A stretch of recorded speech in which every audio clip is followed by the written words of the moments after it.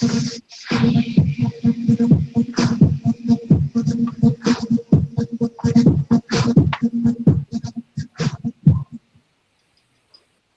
we are live. What's up, everyone? Welcome to another episode of the Barbell Life show. I'm your host, Tony Camper, and I'm here with my co-host, Larry Carter. Hey, everybody.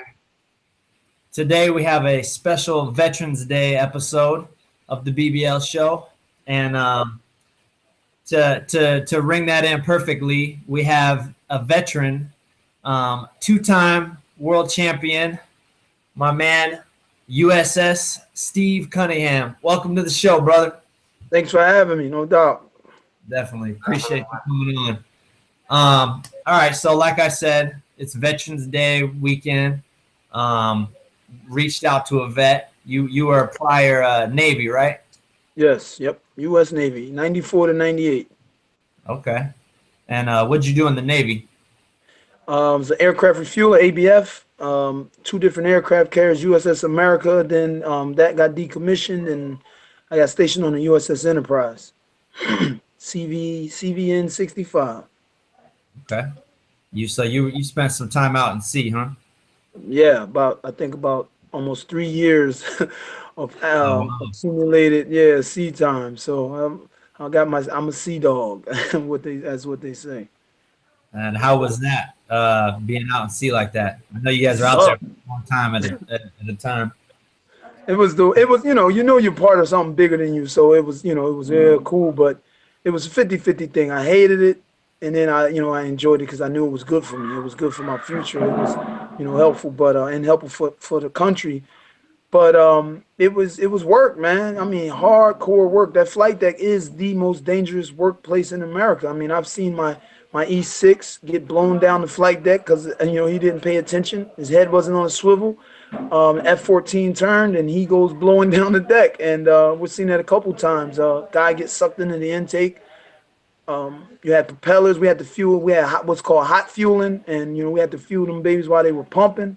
C2 Hawkeyes, propellers still spinning. We're literally 3 feet away from the propellers going, they're idling, but they're going, and we had to fuel it, hot pump and all. That's all. It's dangerous. So, but knowing you can get through something like that, man, you see how I walk into the ring and who I've been up against with no problem. Stuff like that has helped my courage, man, and heart big time.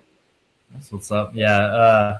I've heard some stories of people getting knocked off the boat, like sucked into the engines, things like that. It happens. How long are you usually out there at sea at a time? I know it's like months at a time, right? Yeah, well, you've got your I was on the East Coast, Norfolk, Virginia. That's where I was stationed. So you have your 6 month. It's called the Med Cruise. You go to the Mediterranean in that area. That's a 6 month go. So within about 20 days, you'll hit a 4-day port. Sometimes 30 days. When I went, I only did the Med Cruise once. We had basically a wartime situation going on. So in 1996, we had to go bomb Saddam Hussein for about 2 months. So we didn't hit a port for 2 months. And for about 65 days, man, we were just on the sea, launching, fueling jets every day, all day. And it's about a 14-hour day, 15-hour day. Some days it went 18. And flight, as long as flight ops went, that's when I was on, required to be on deck. So it's like a cruise, but without all the good stuff. Yeah, huh? Without all the glitz and glamours and the ladies and drinks. Yeah. So you guys got to go to nice places like the Mediterranean. You said you get to see. We went to the went through the Straits of Gibraltar, Mediterranean nice. Sea, Suez Canal.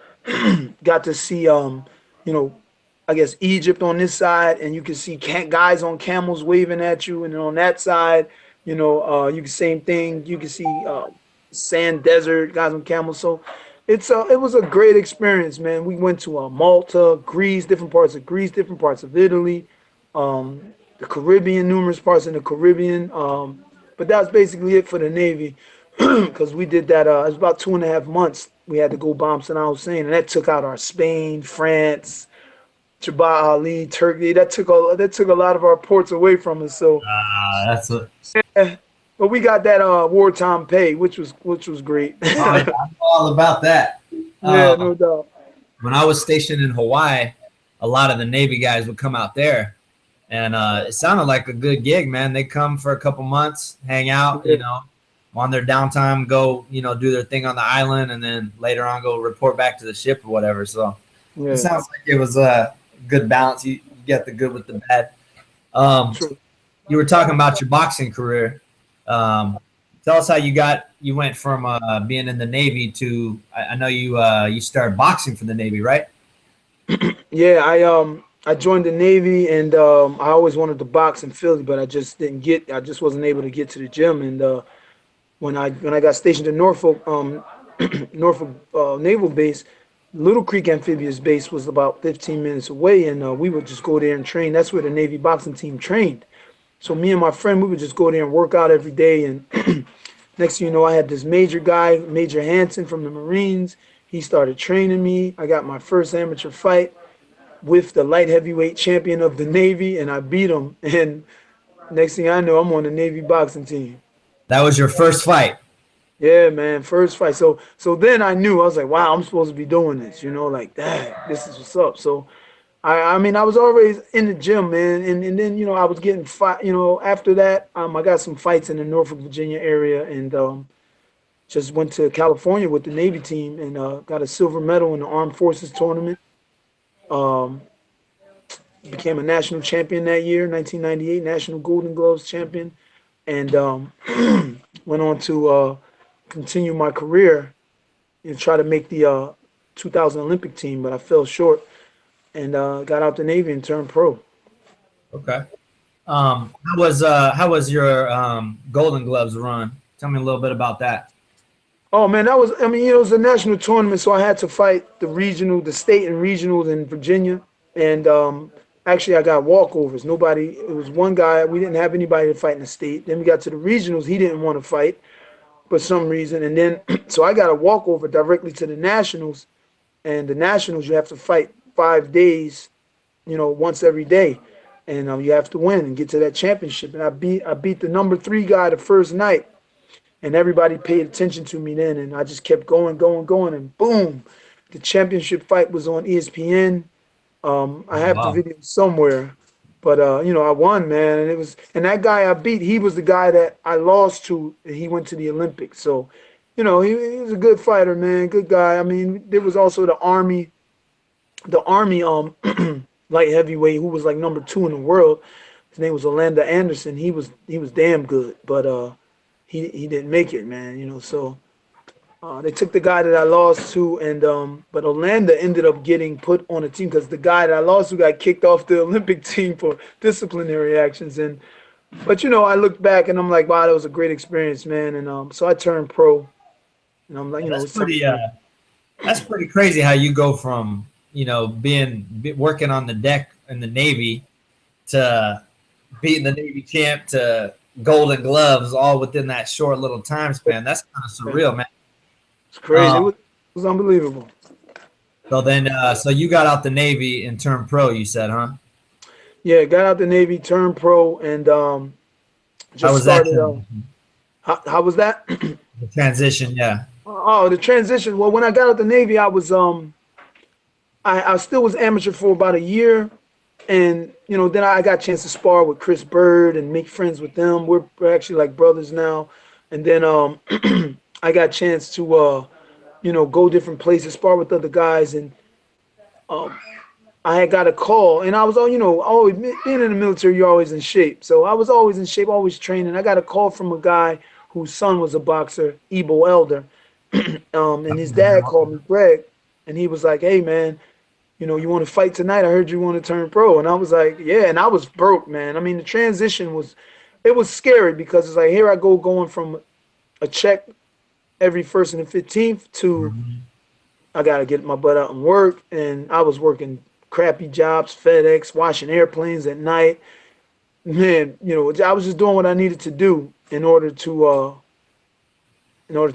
be able to train and still keep a roof over my head. So, but then I met my wife, before we were married, and early on in our relationship, she had a good job, college educated, and she basically was like, well, my check can pay the bills while you train and this and that. And Oh, I was wow. like, yeah, man, it was awesome. So, but still being a man, you want to provide. So I had to make this thing happen. But that's why we're such a good team, man. Because since day one, we've been working together like that. And I mean, hallelujah, man. We made it. So I didn't know that about your wife. Shout out to Livy, yeah, right? no doubt. Yeah, no doubt. Yeah. So that's Uh, why I say, man. manager, right? Yeah, she's my manager now. So Okay. I got a call at like 12 o'clock that Saturday morning with Greg Elders, like, yo, you want to fight? And I was like, man, I need to make money anyway. And I'm like, I'm in shape. He's like, you can beat the guy. It's only a 4 rounder. So drove out to Savannah, Georgia. I was living in Atlanta. Drove out to Savannah, beat this kid, 4 round decision in his hometown, and I got my little $1,000 for that 4 rounds, and we went straight to Walmart. Nice. That was your pro debut, huh? Pro debut, man. Pro debut. Okay. Um, so yeah, you grew up in Philly. Yeah, A lot of people talk about you. You got that Philly style, that Philly mentality. yeah. Um, do you think that's a thing? Like, how do you feel about the Philly culture and boxing in general? How it's helped mold your style and you as a fighter. I mean it's a legacy. You see guys like Mildred Taylor, Joe Frazier, Bernard Hopkins, and then me having Bernard's trainer, Brother Nazim, Nazim. It's like, wow, you have to perform at a certain level. But even before I got with Brother Nazim, people say, oh, they from Philly, and they look at you as, yo, that dude should be good. He should be a rough fight if we beat him, or he might beat us. So Philly has that reputation, and you have to live up to it. I spoke to a bunch of amateurs in Philly at a banquet last year, and I told them, man, you guys are the future of Philadelphia boxing. You have a legacy to uphold. I said I did my part, and I'm still trying to do it. Two-time world champion. I'm working on the third. Now it's y'all turn. And Philly is known throughout the world as the boxing mecca. The Mhm. city where the great boxers come from. So it's a legacy. Yeah, there's some big shoes to fill, but you Yeah, definitely did your part, brother. Yeah, I hats off to think, that. yeah, I think of Philly. I think of fighters that got heart. yeah, Very good skill set. You mentioned brother Nazim. yeah. Um, he's a guru, and Big time. my favorite boxer is X Bernard Hopkins Uh, X. yeah. So Philly just has a rich boxing history. All right, so you had your pro debut. You said you made $1,000. Went to Walmart. Spent Yep. that first check. Blew Uh, it. Now tell me about going from that first fight and moving your way up the ranks to get to the point where you start getting real attention and people started talking about USS. Oh man, so from that point, I got that first fight. I hooked up with a smaller promoter. Built my record up in little ballrooms up to 11-0. And then my manager at the time, who was a guy named Jimmy Adams, who knew Don King, took me to Don King. This is 2001. So 2002, I got my first big fight for what we thought was big money back then, $5,000 in Mandalay Bay and Las Vegas. That's the And big stage, though. that was the big stage, and it was on a Yeah. big undercard, Kirk Johnson versus John Ruiz. So Okay. I ended up getting knocked down in the first round of that fight, but that's what started the. You guys know me. I get knocked down and get back up. That showed the Back heart, up, and I yeah. got back and spanked the guy. So that basically was like, okay, this guy, he can fight. All right, let's see this. And so climbing up the ranks, 2004, I got an opportunity to fight in South Africa against the number 7 cruiserweight in the world, and I beat him in his home country. Shit. Yo, my phone died. I'm gonna try to charge it up. Give me a few minutes. Damn. Good. No problem. No problem. Um, yeah, Steve's a beast, though.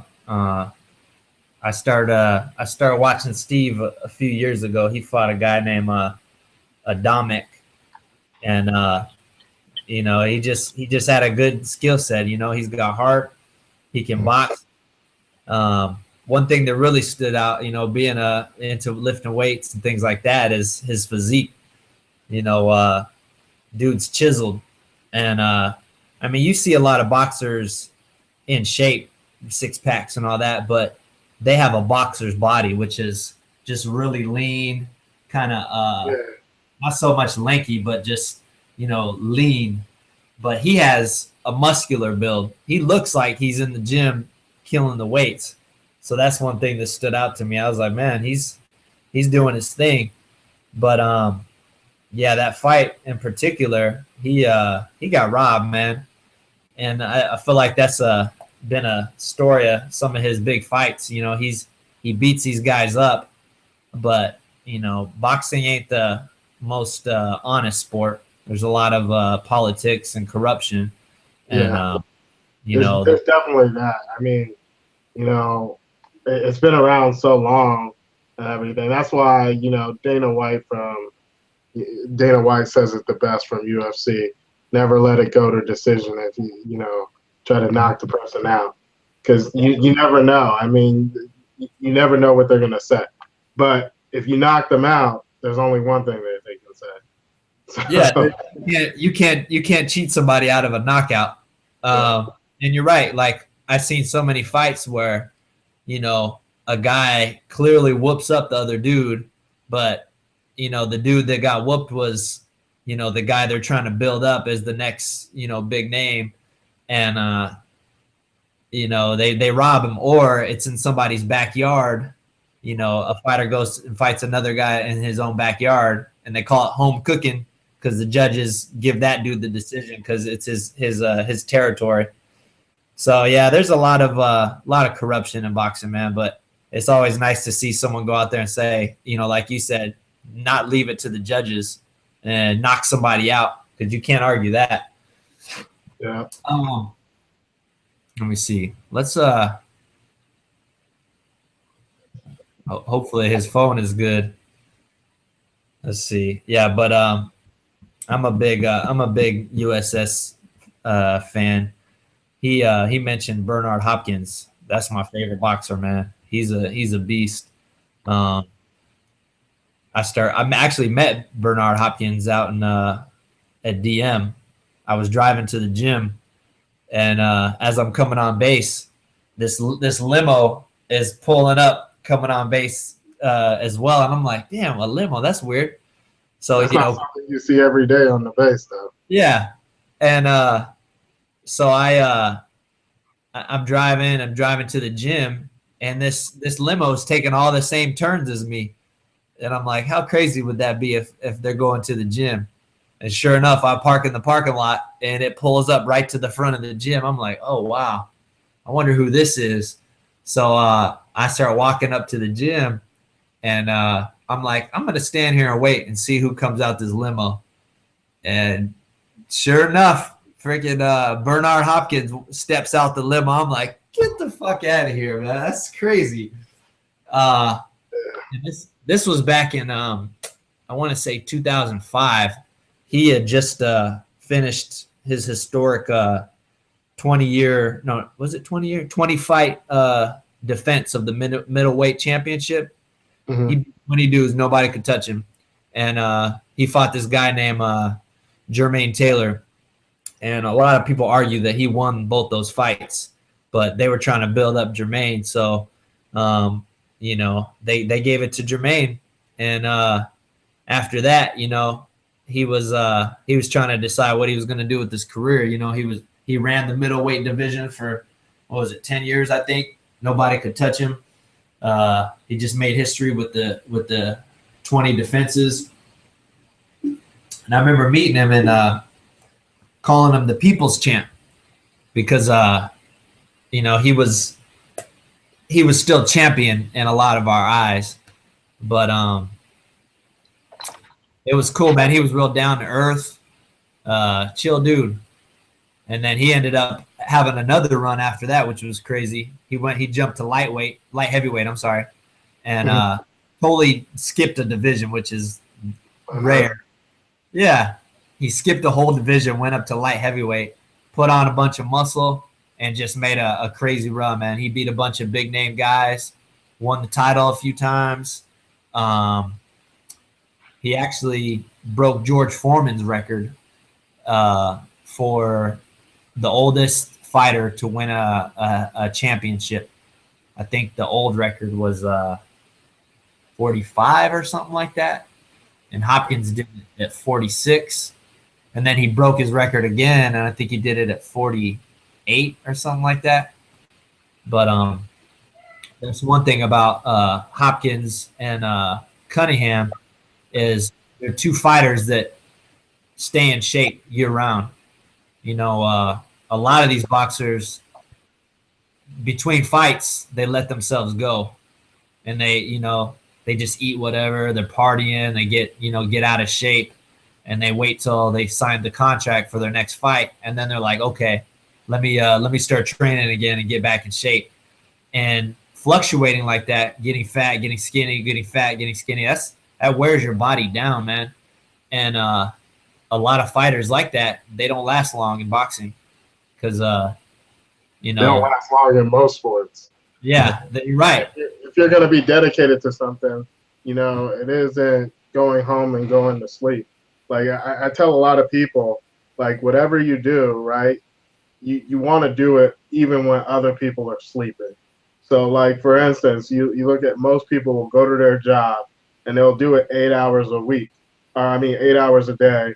And they don't even do that because you got to figure most of the time they're not even productive. So whatever their craft is, they're probably working, 5 hours a day on their craft, which, 25 hours a week. Well, if you go in there and you work after hours, even in the down season and everything like that, just even taking an extra hour that everybody else doesn't, you're slowly getting ahead. That's building up. So if you just do that over time, over and over again, before you know it, you're way out ahead of everybody else. And you're looking back and you put in more hours than even the more senior people than you, and you're just getting it. And you just keep doing that. So that's why I have more heart, for people that do that, because you get on the grind constantly. It's not a part-time thing. Some people get to the top and they plateau and they go, I got this. I can lean back. But, it's like the tortoise and the hare. You got to keep going. It's the person that's consistent that wins at the end of the day. Because you can, that's where that heart comes in. Heart is more of that consistency. And that's what you see. You see people with raw talent, they sit back and they go, I got this. And they lay back. And next thing you know, the person who's got that heart, that consistency, passes them up. So you got to stay. Someone out there working while you're sleeping, And you're right. There's a lot of fighters that they're born with talent, and but they don't have the hunger or the heart, like you said, to give it their all. And I heard a quote one time. It said, "Hard work always beats talent." And it does. I'm a firm believer of that. Yeah. Because there's so many people, you see them. You even know from high school, we've had some killer basketball players, and they were the ones that were lazy. They weren't out there or anything. They just had crazy talent. But then you have other people who just was out there working, even though they started out as the worst person, but they consistently went out there every day when it was raining, when it was hot out. They didn't care, cold out, and they just kept grinding. And then now you look at the two people, the person, who had all of the crazy talent. Well, I was good at once, but, you didn't work on it. You didn't perfect your skill. So you got to constantly, I tell my kids that, you got to constantly be perfecting what you do. That's the biggest thing. Yeah, got to hustle hard. People get content, they get complacent, and then they don't really get anywhere. And that's what I love about Steve, man. He, he's athletic, but there's guys that are more talented. He talked about he didn't start boxing until he was already you know, a grown man really. And a lot of these boxers, they've been fighting since they were little kids, so they already had a leg up on him. But you know, he puts in the work. You know, he's in the gym, he's training. You know, he was hungry, and you see how fast he rose up in the charts, or not in the charts, but you know what I'm saying. And you know, got them titles. He's got heart, he's got hunger. I love it. I'm hoping he's all right, man. He said his phone died. Yeah, hopefully he's all right there. Let But me. I mean, we can go in. I can show some of these pictures that we have again. Yeah, you know, made a collage of that, and that's where he was talking about his different championships there. But you see 2-time there. Yeah, he's a 2-time IBF cruiserweight champion. First time he won the title, he beat a guy named Vladache, who at the time was a beast. He was like the man at cruiserweight. And Steve went out there and pretty much he went to Poland to fight him.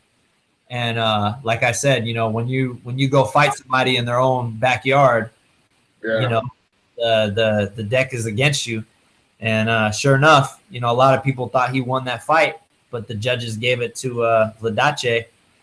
But fortunately, you know, a lot of people saw that he should have won that fight, so he got an immediate rematch, and pretty much went out there and beat that dude up. He got the majority decision and got his first title at cruiserweight.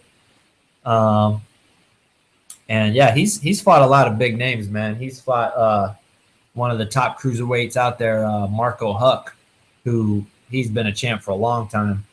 He beat his ass. But he fought, like I was mentioning earlier, Adamek. Adamek is, I believe he's Polish, but he's like hardcore, man. He's just tough as nails, dude. And he's got a good skill set behind him. Steve fought him twice, and same thing though, man. He got robbed, I think, in both fights. A lot of people would agree he did enough to beat the dude, but you know they hooked him up.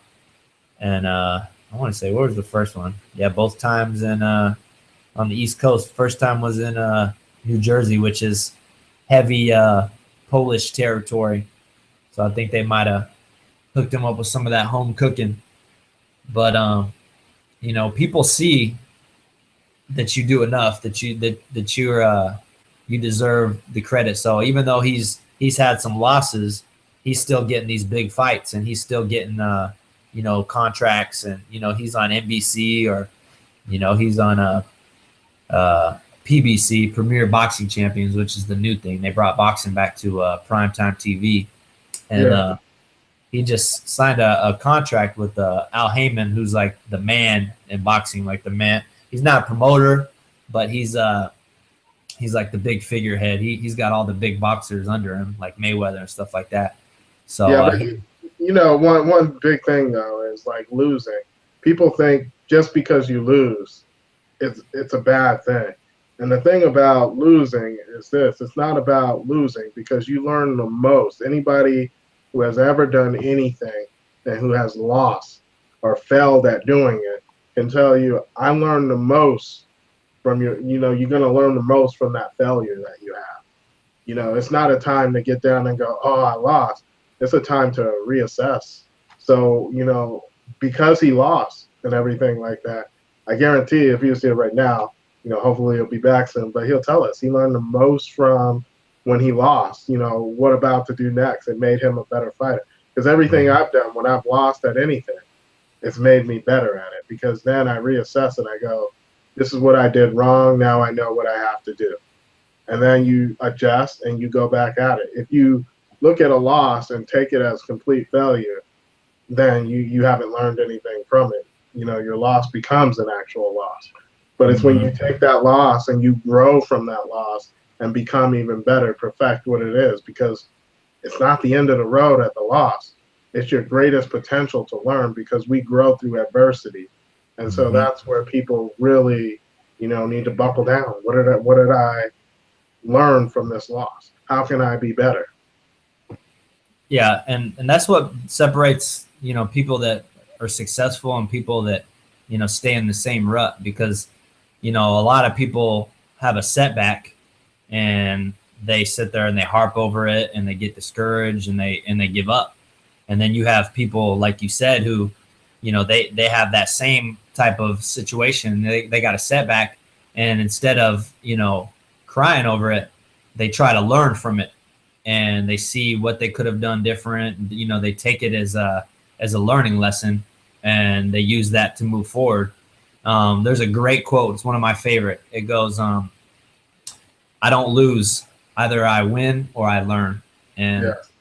I love that quote. It's words to live by. I mean, I just had that the powerlifting meet was the last weekend, and it's like you look at videos of lifts you didn't make or whatever, and it's like instead of going, oh man, I didn't make that, damn it, getting mad, it's like, okay, what did I do wrong? How can I improve? What can I tweak, so that I can hit it next time?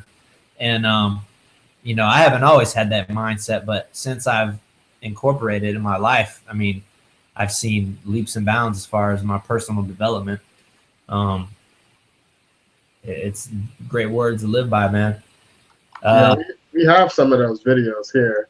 I know this is more about boxing, but you know what? We might as well rehash some of that and everything and play some of those videos, because our man Sam, Britt, and everybody else was definitely on a tear. That you guys were killing it. I mean, you guys had some definitely hardcore lifts. So I'm gonna play a few of those. Cool, man. Kill a little time till Steve gets back on. But yeah, it was a good time, man. I enjoyed that competition a lot. Shout out to everybody who made it out. Team BBL got first place. Here's our boy Rob Anderson, Big Rob, moving major weight in that custom BBL Barbell Nutrition singlet. Power of the beard, easy money.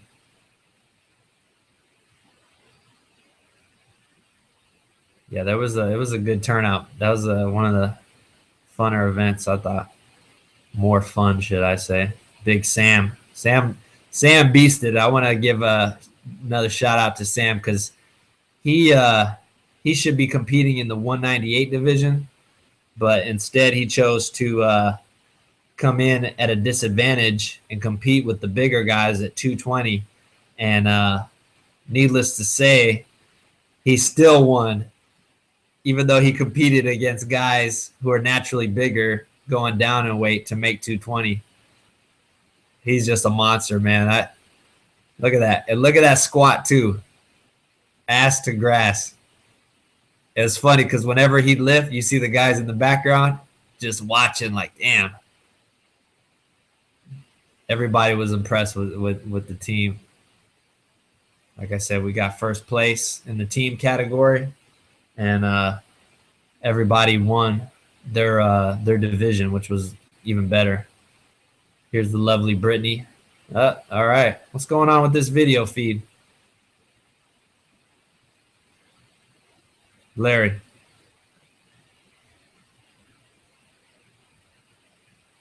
You there?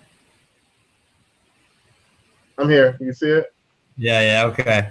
Yeah, Brittany just put up that set. It keeps showing the same thing. I don't know if you fixed it. It loops the videos because I'm playing the videos in a row, so we're all good.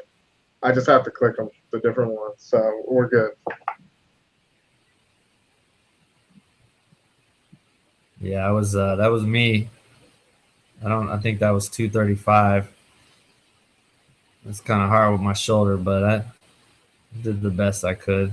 Still, I'm trying to get over this. I'm actually going to go to the doctor this week and see what's up with this shoulder. But I apologize to anyone out there who's got on to see Steve. He had some phone issues, so we're trying to see if we can get him back on If not, we'll just do another episode. Look at this stud, man. Woo. A bunch of bags of flour there. Oh, yeah, that's that baby powder.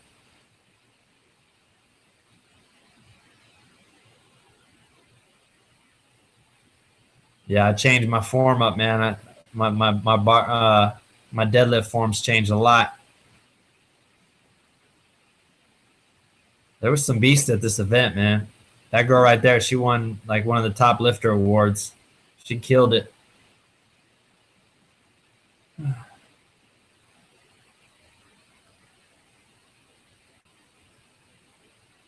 But yeah, so if Steve can't get back on, we'll just reschedule and we'll do it again.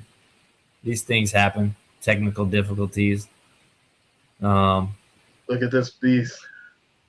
I think this is the lift where I struggled, I strayed like no other. It was a PR though. Shout out to Richard Hawthorne for helping me with that form.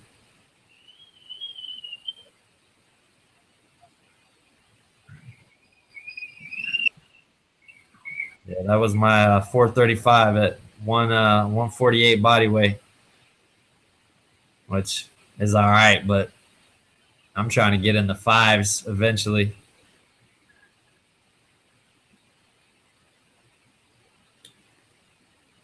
There's another one. We saw one of those before, even though that was a different lift. But this is Michael Meadows. He's a monster too. Shout out to Big Mike. He's serious, man. Especially with the smelling salts. He don't play around. Oh man, I almost died with that stuff. Dude, I was smelling it left and right in the back. I almost died. They're like, you're like, here. There's Juan. Oh yeah, I forgot you tried it out. That was hilarious. Yeah, we should have got that on video, but we didn't. Yeah, we should have. That was funny. Oh man, I almost died. People would have laughed at that one. That would have been. That was almost as good as our boy who threw up in the meet. Yeah. Look at the bar bending. Mike's a friggin' animal. Yes. Yeah, you got some good footage, man. We got to put together some barbell nutrition videos with these, especially that one I told you with Sam from the back. Or you see this? That looked good, man. Sam's a monster. Oh, he made that look easy too. Big Rob, beard gains. Saw Juan earlier. Juan killed it too. That was his first powerlifting meet. That was a heavy one. Oh yeah, he got it up though. Oh, I think this is the one. Oh no, that's oh boy, threw up though. There we go.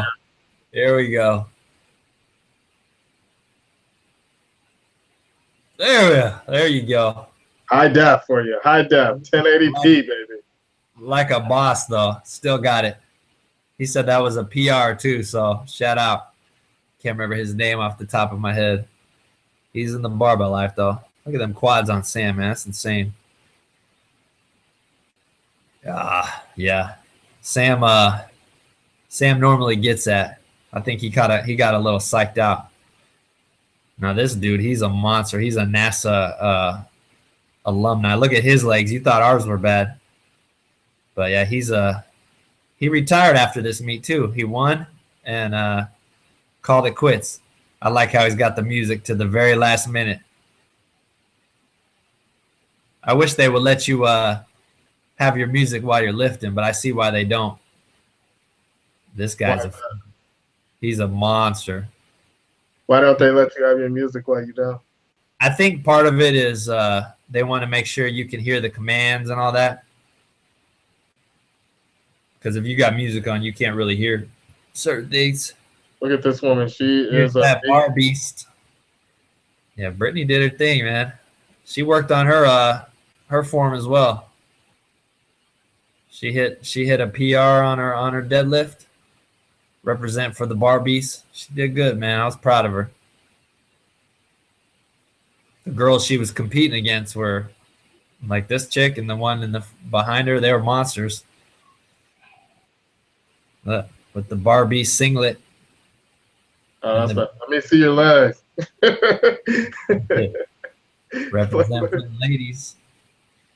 There we go. Yeah, that's the money shot right there, man. We gotta put that in an ad. Bam. Barbell Nutrition. On that note, let's give a plug for Barbell Nutrition.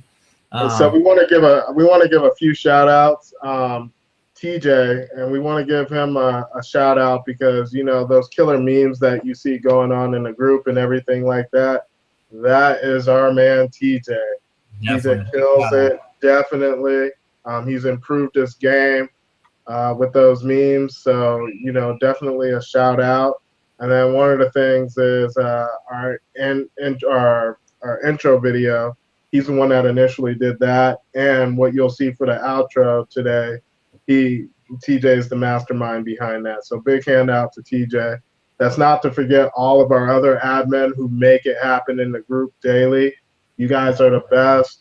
Carla, Vaughn, Sam, TJ again, Will, Adam, yes, Casey, Adam, Sam, Charles, Casey. I said Casey. There's so many. It's Nick. Yeah, Nick. So hopefully we got them all, and Brett again. So hopefully we got everybody in there. All of them make it happen every single day in the group. You guys like what happens in the group, so definitely. And another thing, you know what? We have the supplements out there. So I know you guys have been seeing the supplements out there. So we are ready to launch with the Fat Burner. That's going to help you guys out. You know, one thing to realize is when we came out with supplements, we didn't want to be like just anybody else peddling off some supplements that we didn't believe in just because they're supplements.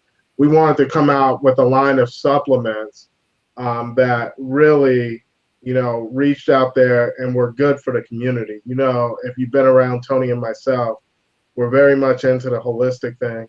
So we want good products that actually work. I mean, there's a lot of products out. Uh-oh, you froze up, Larry. Oh, man. These technical difficulties, man. We'll see if this fixes or not. Hopefully it's not just on my side. Larry's talking this whole time.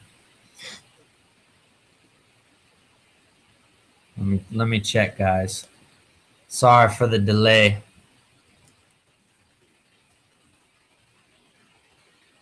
But appreciate everyone who's came out for the show. Appreciate all the support. You know, apologize for our issues today. Steve had an issue with his phone, and then I think Larry froze up on us. So it's all me. I'll try to entertain you till Steve gets back on. He just messaged me and said he got his phone charged again, so he should pop on here any minute.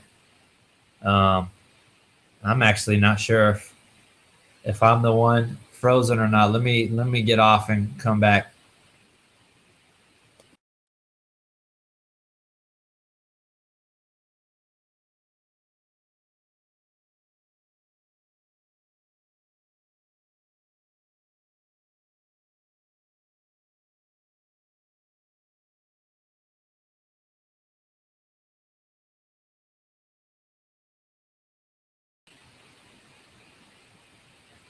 I guess it's just me.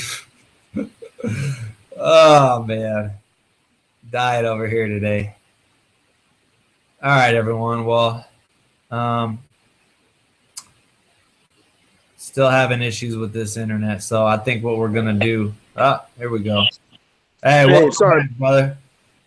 Yeah, I'm sorry. My phone's got issues, man. It's still even low charging now, so it may cut out in like 10 minutes. I'm sorry. It's all good, man. We just been killing time, hoping you jumped on. We All right, started talked about your career a little bit. Started showing some powerlifting videos from last week's meet, stuff like that. But like I said, I gotta go work in a little, so I'll try to jam through. all right, that's cool. And we can do this any other time if you want. I mean, I just came back in from Philly, man. My phone was dead all night. I just blacked out. My bad. I'm sorry. Hey, no worries, man. Would you prefer that? Just do another day? All right, yeah, that'd be cool then. Yeah, that'd be much better because this joint is at Okay. 3% now, and it because it's a video, is eating it up. Okay, no problem. Let's just do that then. All How right. about next weekend? Next weekend. Next weekend? What, next Sunday? Sunday, Saturday, Friday, whatever works for you, man. We're going to be at a tournament. My sons are fighting in a national tournament. Okay. I mean, I know I'm going to have. Yeah, I don't know if I'm going to have time. We'll figure it out. We'll figure it out. Don't worry. Yeah, I will hit you up with the time. Okay. Because we're going there Thursday, and then Friday he fights. Saturday, I'll let you know. So if I don't hit you up by Friday evening, text me, no doubt, or message me. All right. All right. Well, hey, Steve, thanks for kind of being on the show for a little bit. No worries. You have a good weekend. Happy Valentine's, Veterans Day. All right, Thank no you. doubt. Same to you. All right, man. Thank you. Easy, man. Peace.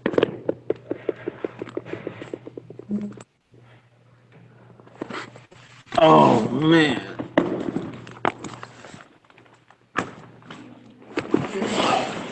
All right, everybody. Well, like I said, we have some issues today. No worries, though. We'll get Big Steve back on.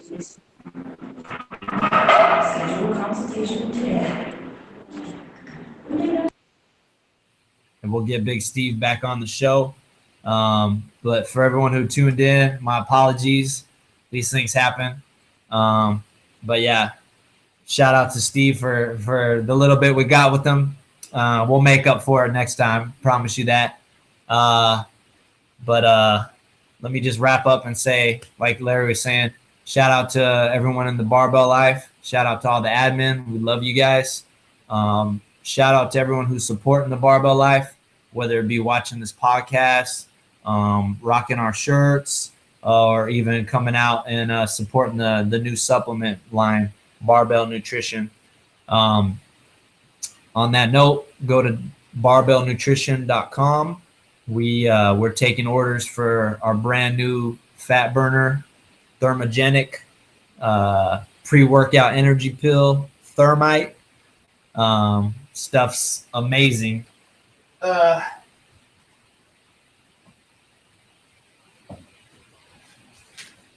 gonna tell you a little bit about it real quick before I log us off. So Thermite, like I said, the Barbell Nutrition supplement line is all natural. So we got ingredients like forskolene. We got a custom ingredient called Capsapure. It's non-stimulant. It has a cayenne pepper extract. This raises the body's thermic rate, which helps increase your metabolism. And we have a little bit of caffeine, but just enough to amplify one of our ingredients that's in there called Xenophren. It's pretty much a replacement for ephedrine, but without all the negative effects of ephedrine. So you're going to have focus, energy. You're definitely going to lose weight. It's going to help with water retention, appetite suppressant, all this.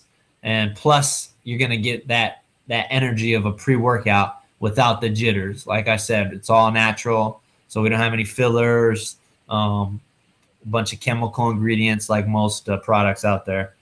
So definitely go to barbellnutrition.com, get your order in.